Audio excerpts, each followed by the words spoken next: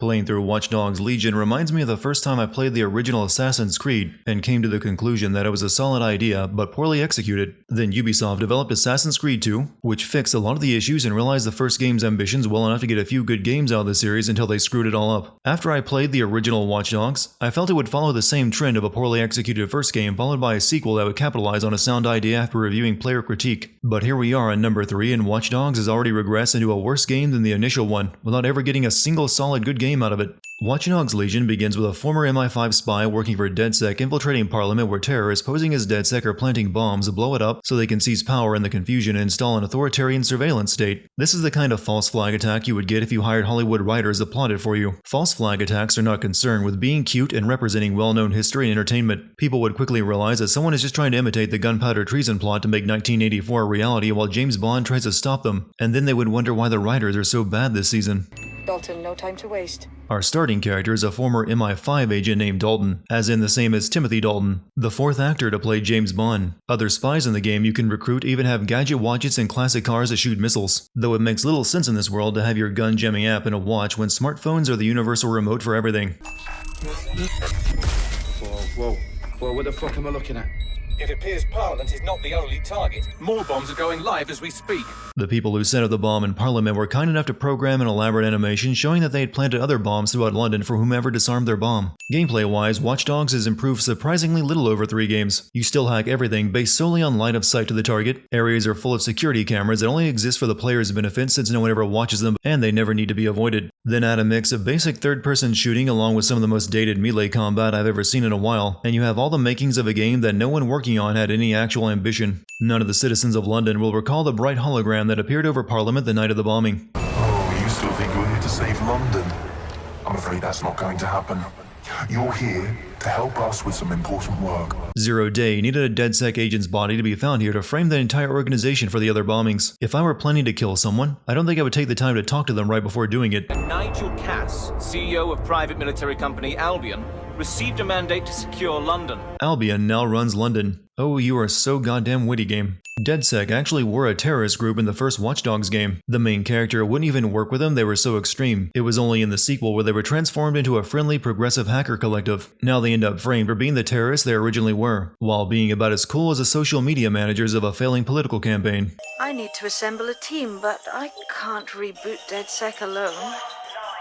Let me break into London CTOS and see who's available. Watch Dogs Legion doesn't feature a traditional protagonist. Instead, it has protagonists, made up of randomly generated NPCs you recruit on the streets of London to DedSec's cause. There isn't a single person you can't recruit either, outside of people you've already assaulted. It's a bit like having the National Guard become your main character, but it ends up more of a gimmick than an interesting gameplay mechanic. Unless you pick a lot of 70-year-old pensioners, the characters all play largely the same. What it boils down to is picking a job class, and you quickly realize that of those, the only 3 that matter are spy, mercenary, and construction worker. Since a construction worker can call in a cargo drone they can ride anytime they want, and when most of the objectives in the game require you to get to the roof of a building, it proves to be a massive time saver. The major downside of this is that the story has to be built around the lack of a central character. So not only is there no character development for the main character, none of the other characters receive any either, since they have to account for the likely fact that they are speaking with a new character every cutscene. All it ends up being is a character creator you don't have any control over. I'd rather create a character from scratch instead of shopping for one from a store like the game wants. I wanted to believe a developer building a game around the idea of creating a legion of DedSec agents recruited from all walks of life would bother hiring more than a dozen voice actors to voice them all. But you'll come across the same voice actor pretty frequently, maybe with their voice modulated up or down a bit. Not to mention that the game isn't that great at placing voices on character models. You can end up with a character who looks to be in their mid-30s that sounds like an elderly woman, and the lip syncing is all done algorithmically, and badly, since I don't think it even once matched up with what a person was saying. Is your memory intact? Not even slightly. The last record I have is of our HQ being raided. My only lead is a group known as Zero Day. Ring any bells? I'd like to know what data Bagley is inferring that from, since the only person who saw Zero Day was Dalton, who was killed right afterward without ever getting the word out. You need to learn how to throw a punch and how to take one. Albion will escalate if you come at them with a gun and shoot you down. We want to avoid collateral damage. In DedSec, we tried to use guns only as a last resort. That's awfully nice of the authoritarian military company to fight hand-to-hand as long as their attacker doesn't pull a gun themselves. Even the gang of human and organ traffickers are polite enough to keep their guns holstered until you escalate things. And despite Sabine talking about DedSec's non-lethal approach, you can recruit people with actual guns and kill everyone you come across and suffer no repercussions. I at least expected DedSec to cut ties if you went on a murderous killing spree in the streets. But after I sicked my swarm of robot bees on innocent civilians and then ran over a few dozen more, my guy left the hospital and was put right back to work on a new mission. No questions asked. How many times do I have to play a Ubisoft open world game where I have to perform the same song and dance to convince a population to rise up against their oppressors? Do you even know how to make a different game than this anymore, Ubisoft? Apparently, nothing gets the people more riled up for revolution than some clown putting up some motivational propaganda or hacking a server or two. Watch Dogs has added AR investigations into its gameplay loop like so many other open world games with no innovative ideas. But seeing as this world has security cameras and camera drones on every street and alley, couldn't you just watch a video recording to investigate something that happened hours ago? And how does my DedSec agent even view augmented reality? He doesn't wear AR glasses and he doesn't hold his phone up to it.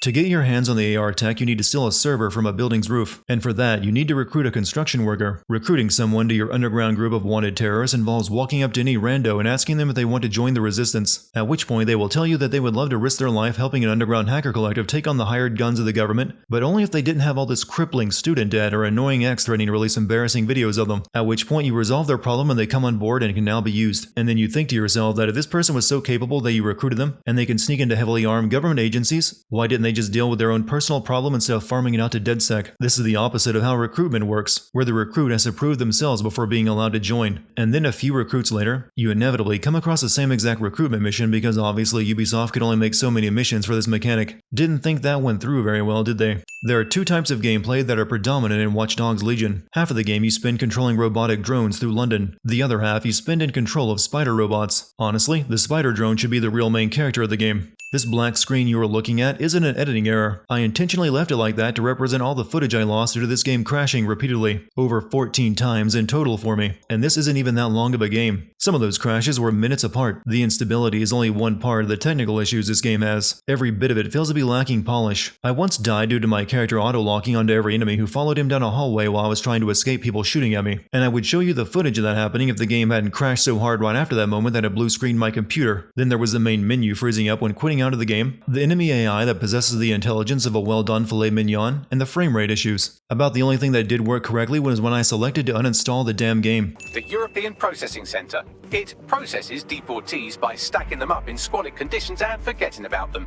But hey, it's to protect London, right? As a Yank, I'm not going to pretend I know that much about or even care about British political blood sports in this post-Brexit world, but I think I can safely say that the game is turning the mustache-twirling level a bit too high. Not only has Albion used the terror attacks to go after DedSec, they've also gone after immigrants who had no part in it and locked them all up in horrible conditions and sell them to Clan Kelly as human slaves and forced organ donors, which is really just the game making a statement about China and its treatment of Uyghur Muslims. In fact, I think Ubisoft confused the UK for China, since it also uses social credit systems and digital authoritarianism. Maybe they should have just set this game in China instead of London. But then Ubisoft would be barred from selling any of their other games there, wouldn't they? Apparently, Ubisoft can only make brave political statements about something horrible if they remove the cause of those horrible things and attribute them to some other country. You can also recruit these detainees to DedSec if you wish, which is a bit confusing to me, since most of them carry weapons and can leave their detention area anytime they like to go on secretive missions for a hacker collective. Who tries to harvest organs by themselves from someone who is still alive without first restraining them or drugging them unconscious? All right then.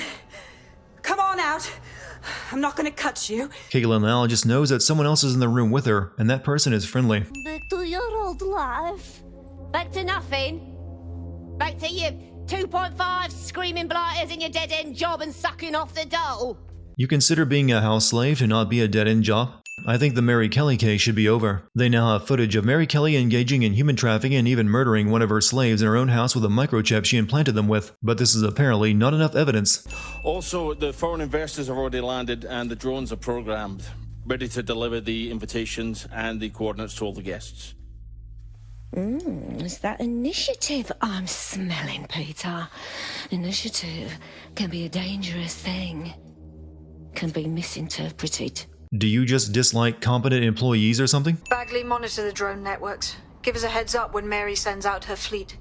Until then, I reckon we're in a holding pattern. I was under the impression that investigating Mary Kelly meant looking into Zero Day, since she had a hand in the bombings. But the game has a couple other red herrings that wants you to chase before delivering Zero Day right into your lap at the end. So the Mary Kelly stuff is put on hold for now. There's a new hacktivist group on the dark web scene called the 404. But instead of being in it for the lulz, this lot seems to be in it for the brutal reshaping of society by any means necessary. There are any number of stupid groups on the dark webs, LARPing about changing the world through meme magic or what have you. Bagley finds one and instantly assumes it might have something to do with Zero Day, even though it goes by a completely different name, and they don't even know what Zero Day's goal is to compare with 404's. Balaji is named as the likely saboteur. He's been on the run ever since, but now tracking data shows he's reappeared in London. The guy who used to be the right hand of Nigel Cass went on the run after turning on him, and decided the best place to lay low would be inside the city Nigel has complete military control over instead of anywhere else in the world. Not so fast. Hamish isn't in, according to his home security. And before you get ideas, he's rigged his front door to a series of traps designed to delete all of his data and then your life. Anyway, you should be able to connect to the local grid and use security cameras to disarm his traps. You're telling me the guy who is so paranoid that he rid his own apartment to explode should anyone break in was okay with security cameras in his ceiling? Listen, I've got an inside man, right? A contact in Albion. Says Nigel's got this big meeting happening at White Tower. Albion makes use of every historic landmark in London as a base of operations like the Tower of London and Big Ben, no matter how impractical they might be. It's not like there's a shortage of office space in London. To sneak into the Tower of London and spy on the Albion meeting, you need to recruit an Albion employee. Once you do that, you would think getting inside would be easy sailing. But somehow all the other guards can tell that you're no longer on their side by taking a close look at your face. If that's all the good an Albion uniform does for you, then you could just steal a uniform off of one of them and not bother recruiting one of them. Our new autonomous drones. These drones can identify, isolate, and terminate threats before they can do harm. Nigel's plan is to combine the social credit scoring system of China with the precognitive crime-stopping abilities of Minority Report, and damn if that would make for a more interesting plot that the game will never really follow up on. We only get to see these drones in action one time at the very end of the game. DedSec is looking for a way to bring down Nigel Cass, and they just witnessed him murder the police commissioner in cold blood for opposing his precog murder drone plan, and everything a DedSec operative sees is recorded by the optic they wear on their temple, so they could just release this footage and that would be the end of Nigel. It's really no different than any other drone section in the game, but I will take a sin off for the originality of piloting a micro drone through the internals of a computer server. We delete the life score data and Themis is done. In order to stop Project Themis, they have to delete the life score data that would allow the drones to profile people. I would imagine data that valuable is going to have both cloud and offline backups, but Albion seems to only have the one copy. London, this is 404, the first peer-to-peer hacktivist network. All are welcome. If you want to make a difference, join us. We're taking down the elite. One contract at a time. This is the message you post on the dark web about wanting to take down the elite with your peer-to-peer hacktivist network. I've seen posts on 4chan similar to it that would be taken more seriously. Found that on the dark web. Looks like all the cool kids are forming hacker groups these days. All the cool kids are forming hacker groups, huh? I have yet to see anything that rises above the level of script kiddie. Actual hacking involves sending out hundreds of thousands of phishing emails hoping someone is dumb enough to click on the link and enter their login credentials. And this has always been the narrative weakness of Watch Dogs, since hacking in Watch Dogs always requires the person to be near the thing they're hacking. At that distance, you might as well just steal their phone or computer. But this 404 might actually come in handy in our fight. If all are welcome, that means we are too. I say we infiltrate 404, we get their connections, we get their assets. If you play nice, they might even help you take out Zero Day. What exactly in that call to arms makes you think 404 is worth the time and effort to get in contact with to help you find Zero Day? You are taking an anonymous video on the dark web that doesn't even mention Zero Day way too seriously. If you were listening to this, it means you want to learn more about 404. Know what we know. Do what we do. Make your way to the Walkie Talkie Club. It's no big secret that the club is a front for Clan Kelly. 404 actually expects new recruits to prove themselves before allowing them to join their hacker group. How about that? Dead good. Glad to establish a foundation of trust. I'm ready to show you the contract I'm investigating. Go to the GBB. You shouldn't have any trouble finding her. Now it could have just sent DedSec a link to Sky Larson's TED Talk on brain uploading instead of having them hack yet another random server locally to download it. Now, since all of you have signed up for our waitlist, I'm sure you're eager to see how Daybreak really works. But before we do that, I'll ask the technicians at the board to cut the live feed. We wouldn't want any uninvited guests recording these trade secrets. Why would you even have a live feed running if you're going to cut it midway through the event? And this is a recording that DedSec had to download from their company's network, so it should be the complete presentation. She's an AI goddess. She automated hospitals, cabs. She built Bagley, bruv. What's she done that's so bad? Plenty. But you need to see for yourself. A mansion's in Westminster. Things you'll see in there. Nout wants to bring down Sky Larson but won't tell DedSec why she wants to take her down, insisting they need to see for themselves, and DedSec goes along with it even though this has absolutely nothing to do with Zero Day. Underneath Sky Larson's mansion is a giant recreation of her mother's old home, which is a lot of work to go through to make for someone Sky didn't seem to care that much about outside of using her for a test subject for her mind uploading technology. Why would a hospital wristband Sky cut off her mother have the key code to the underground house she built for her? Sky went to all the trouble of developing a way to upload a human mind to a computer, then set about turning her mother into nothing more than a limited home assistant for a home she would never bother returning to. I guess they felt uploading her dying mother against her will didn't make Sky look evil enough. All that being said, this was the only part of the game where I was actually interested in the subject matter. Your daughter, do you know where she is? Yes. How would Sky's mother know where Sky currently is? Sky hasn't been here in over 2 years. I don't believe pulling a storage drive counts as a mercy killing. There's nothing to stop someone from inserting it back into the computer and turning Sky's mother on again. So now you see what's at stake.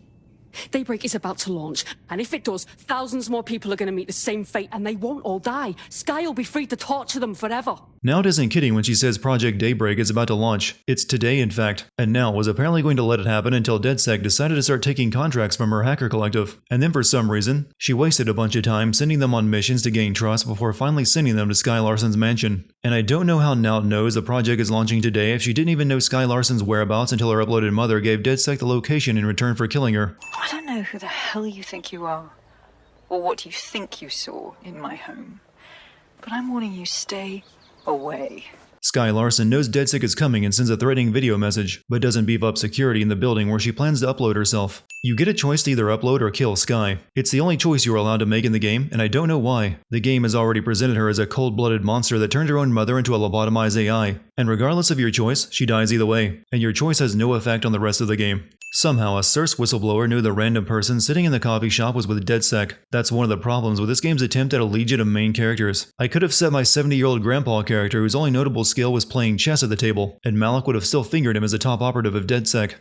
Looks like there was a struggle. SIRS may be onto him.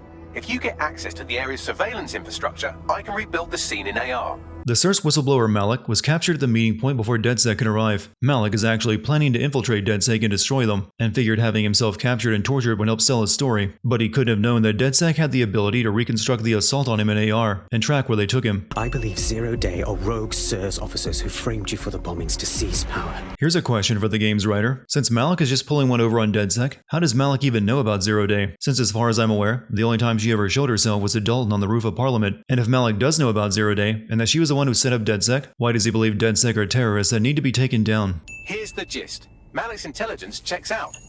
A rogue faction of SIRS officers framed DedSec for the bombings to consolidate power over the government. Bagley apparently looked over Malik's evidence and came to the conclusion that it's legit. He's supposed to be a super intelligent AI, yet he falsely confirms bad intelligence. What would he even cross-check it against? But now they've noticed that some people are standing up to the new order, and they're blaming you. A shell company connected with Zero Day's operations imported 40 kilos of Semtex from an old Soviet bloc depot, but it never left London. According to Malik, the road members of CERS are planning a second bombing of London to frame DedSec even more. DedSec are already wanted terrorists and were all but wiped out. At this point, another false flag attack is going to have diminishing returns. Hello, Richard. We see you're trying to find us by looking into our associates. After stealing personnel files to figure out who at CERS is in charge of Zero Day, he finds the files encrypted and receives a message from Zero Day herself, which shouldn't happen since Zero Day is actually Sabine of DedSec, who would have no reason to play along with Malik's ruse, and Malik should be very surprised that Zero Day is contacting him, since his story about CERS and Zero Day is completely made up. Develop a relationship.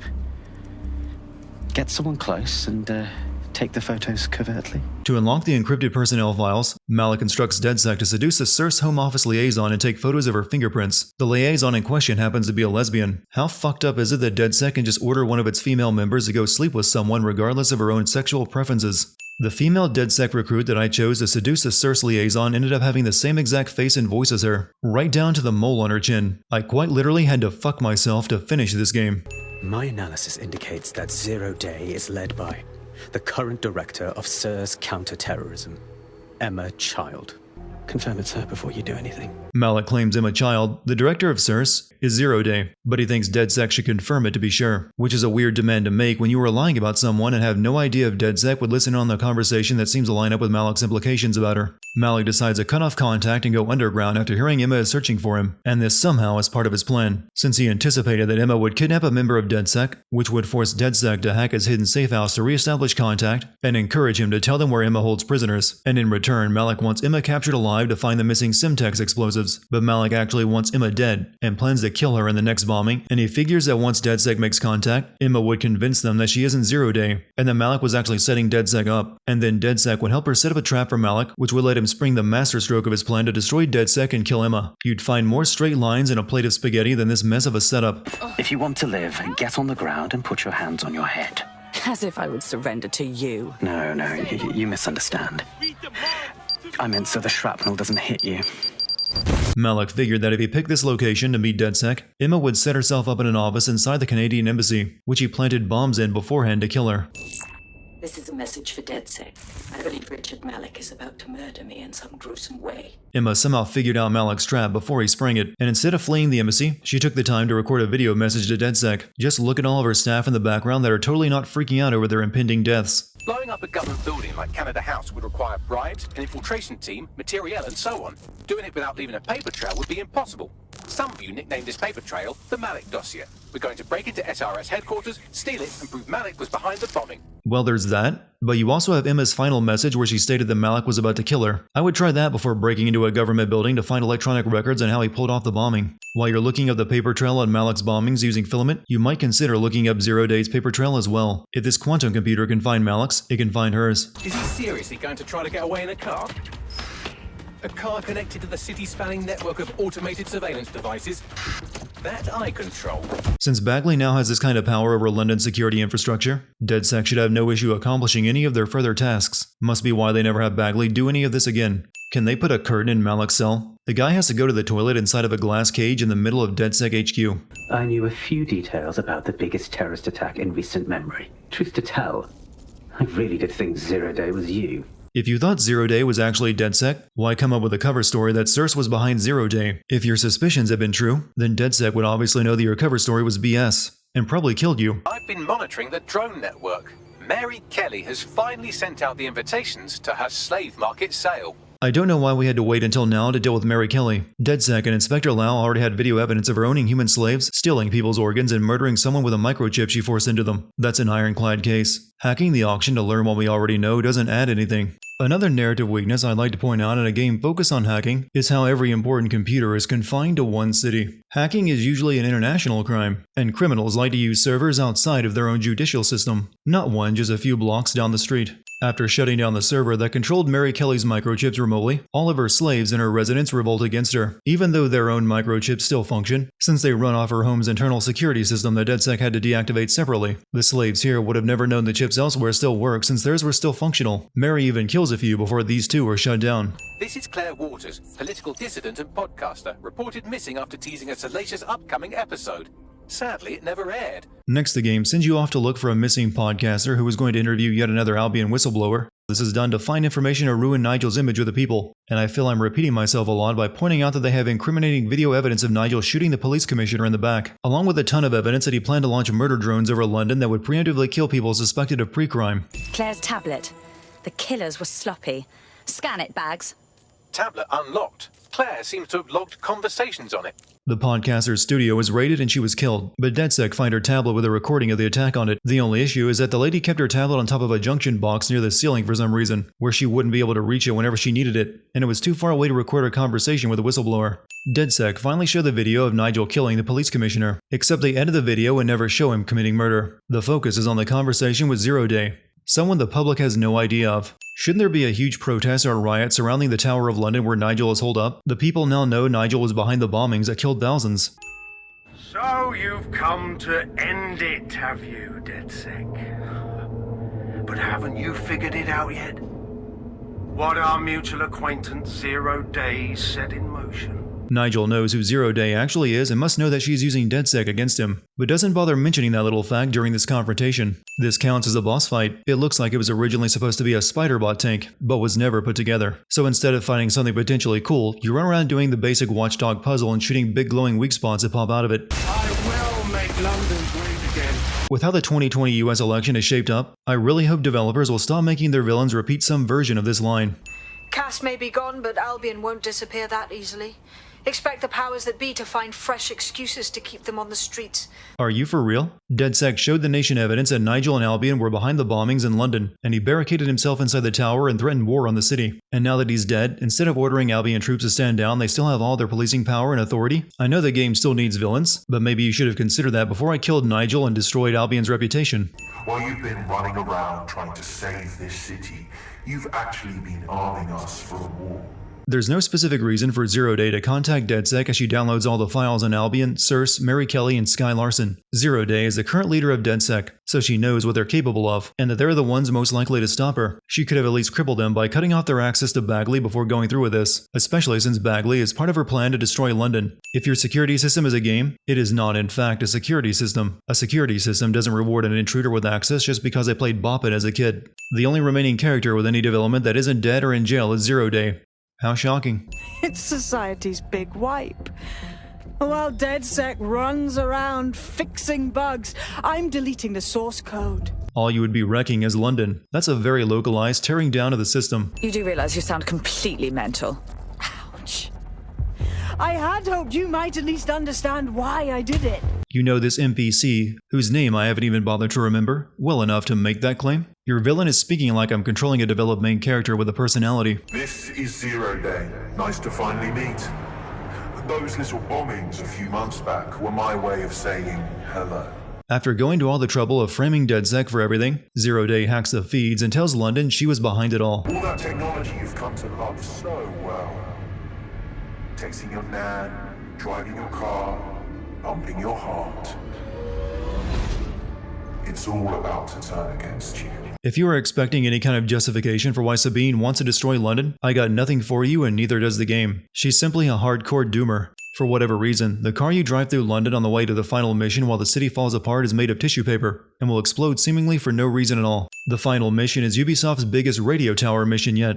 I don't think they even realized it. In recent years, they've grown embarrassed by everyone making fun of them for radio towers, and have cut them all out. This feels like a Freudian slip of game design. Sabine is here because she figured she was needed for the climax, I guess. It's kind of fitting. This game doesn't really have a protagonist, and it doesn't have much of an antagonist either. Sabine is up here sitting on one of the tower array fins that DedSec just opened up, so she was sitting around inside a closed antenna waiting for someone to show up and open it. Your player character accidentally drops his or her gun stupidly by accident. I don't know why they bothered. You don't get any input on what happens next anyways. You skids can't fix anything. You're wrong. We're out there every day doing good in the world. We're watchdogs. If it took you 3 games to get around to dropping the title, it wasn't worth naming it that. And you're the arbiter of goodness. Let me ask, how many have you killed since DedSec restarted? See? A tiny tweak in your philosophy and we're on the same page. That's another "how many people have you killed, you're no better than me" speech from a villain trying to kill millions and somehow not realizing that context matters and that there's a huge discrepancy in the body counts. Sabine used a phone behind the back trick to kill the lights and escape from Nigel. She doesn't realize when the same trick is being used against her. That look of acceptance has been my mood playing this game since the beginning. The rest of the climax is spent feeling sad over Bagley sacrificing himself to stop the destruction of London. But then they throw even that small attempt at character building away in the after credit scene where he's still alive.